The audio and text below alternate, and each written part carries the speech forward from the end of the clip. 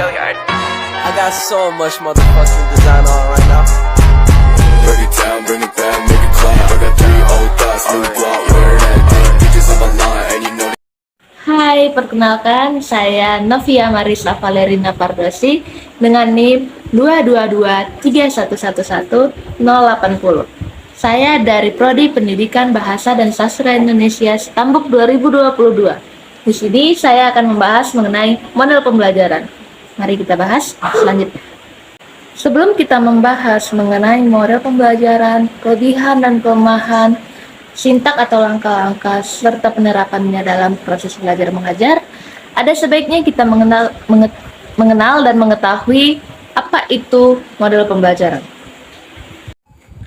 Model pembelajaran. Model pembelajaran adalah seluruh rangkaian penyajian materi ajar yang meliputi segala aspek sebelum, sedang, dan sesudah pembelajaran yang dilakukan oleh guru serta segala fasilitas yang terkait yang dilakukan secara langsung atau tidak langsung dalam proses belajar mengajar. Dari beberapa model pembelajaran, saya memilih untuk membahas mengenai model pembelajaran berbasis project atau project based learning.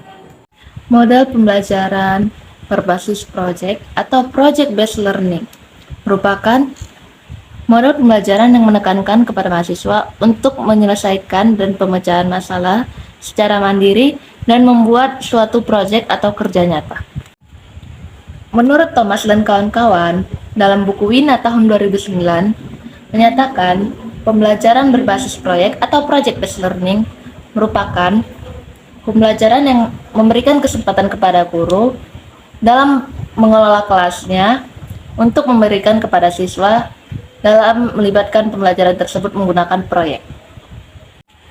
Contoh penerapan project based learning dalam proses belajar mengajar yaitu para guru dan siswa dan peserta didik bekerja sama dalam membuat, merancang dan mendesain suatu proyek tersebut, dan guru bertugas untuk memonitoring atau pemandu dalam siswa tersebut atau peserta didik tersebut membuat suatu proyek, dan pada akhir pembelajaran guru tersebut akan memberikan penilaian kepada peserta didik yang sudah membuat proyek tersebut. Ada beberapa sintak atau langkah-langkah dalam pembelajaran berbasis proyek atau project based learning. Yang pertama, mempersiapkan pertanyaan penting mengenai suatu topik materi yang akan dipelajari. Yang kedua, menyusun rencana proyek. Yang ketiga, membuat jadwal. Yang keempat, mengawasi proses pembelajaran berbasis proyek atau project based learning. Yang kelima, menguji dan memberikan penilaian terhadap proyek yang sudah dibuat. Dan yang terakhir yaitu mengevaluasi proses pelaksanaan pembelajaran berbasis proyek atau project based learning. Project based learning. Tentunya di dalam penerapan pembelajaran, project based learning memiliki kelebihan dan kelemahannya sendiri.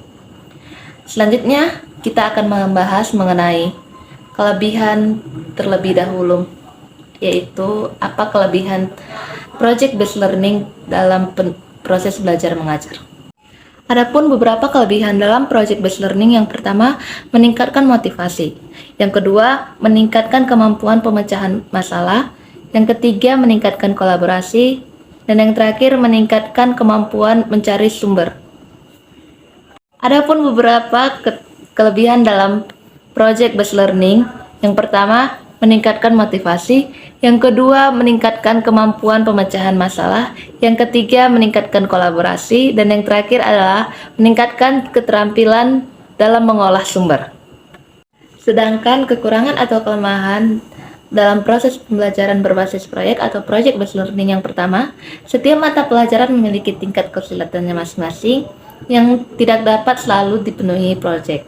Yang kedua, sulit menemukan proyek yang tepat. Dan yang terakhir, sulit mencari sumber-sumber referensi yang sesuai.